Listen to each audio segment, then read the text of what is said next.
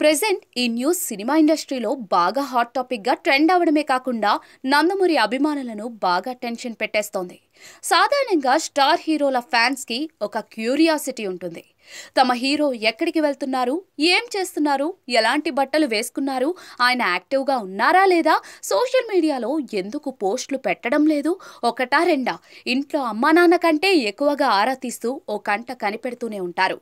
మరీ ముఖ్యంగా pan India level heroes సంగతి అయితే ప్రత్యేకంగా చెప్పాల్సిన పని లేదు. కాగా ప్రెజెంట్ జూనియర్ ఎన్టీఆర్ పై అలాంటి ఫోకస్ చేశారు నందమూరి ఫ్యాన్స్. దేవరా సినిమాతో ఆయన నటించిన సినిమాకి అటు పాజిటివ్ ఇటు నెగిటివ్ టాక్ రెండూ దక్కించుకోలేదు. మిక్స్డ్ టాక్ దక్కించుకున్నాడు అనే చెప్పాలి. అయితే దేవరా 2తో ఎలాగైనా సరే అభిమానుల కోరిక తీర్చాలి అంటూ బాగా వెయిట్ చేస్తున్నాడు జూనియర్ ఎన్టీఆర్. రీసెంట్ గా ఎన్టీఆర్ హైదరాబాద్ ఎయిర్పోర్ట్ లో దర్శనమిచ్చారు. ఎప్పుడు కూడా చాలా చలాకీగా ఉండే జూనియర్ ఎన్టీఆర్ ఈసారి మాత్రం చాలా సైలెంట్ గా ఉండిపోయారు. మరీ ముఖ్యంగా చాలా డల్ గా నీరసంగా కనిపించారు.